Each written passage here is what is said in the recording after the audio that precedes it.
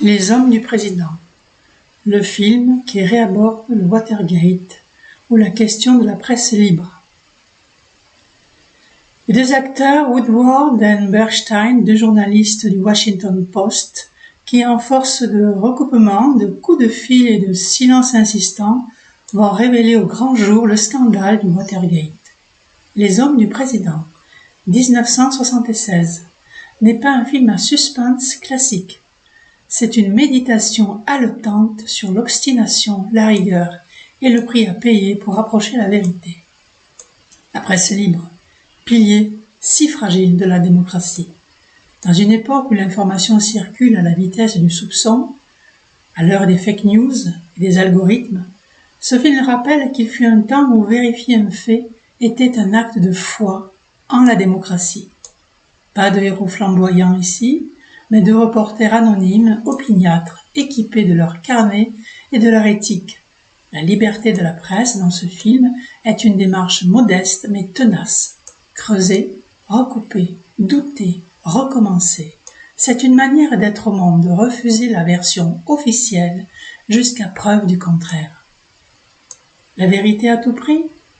De ce simple principe, dire la vérité coûte que coûte, les hommes du président, lauréats de 4 Oscars, dont celui du meilleur scénario, tirent une énergie inépuisable, portée par ces deux journalistes infatigables.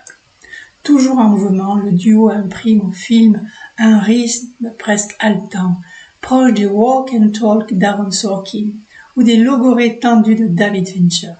Ce n'est pas un thriller d'action, c'est un thriller de mots, de silence, de regard, de coups de fil.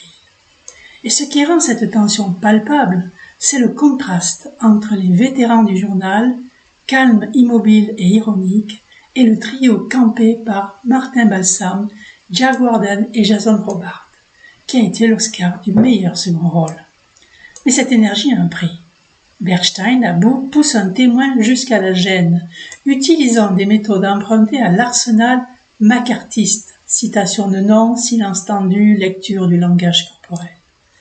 Quand la quête de vérité devient une stratégie d'usure, mais toujours la boussole reste là, les faits. Et les grandes manœuvres d'intoxication, parce que derrière cette quête obstinée, le film laisse apparaître une autre couche, un théâtre de sable, mais d'ombre aussi. Le pouvoir se joue en coulisses, par réseau, par omission, par contre-feu. L'intoxication devient une stratégie, le flou une forme de langage politique.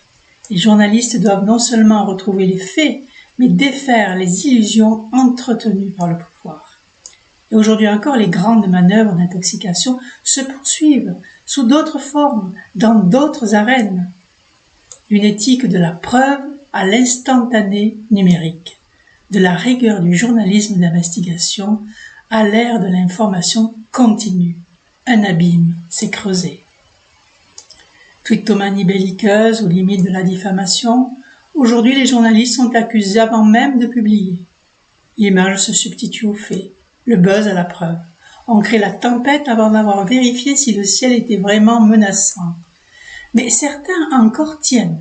Rédaction locale, journalistes d'investigation, lanceurs d'alerte, ils incarnent cette lignée silencieuse des hommes du président.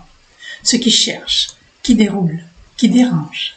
Les hommes du président nous rappellent évidence 2, que la vérité est fragile. Elle ne s'impose pas, elle s'explore. Et dans ce monde saturé de bruit, être journaliste, c'est parfois accepter de douter, creuser encore, harceler le silence, refuser le confort du prêt-à-penser. Ce film plus que jamais pose la question essentielle: dans quelle société voulons-nous que la vérité survive?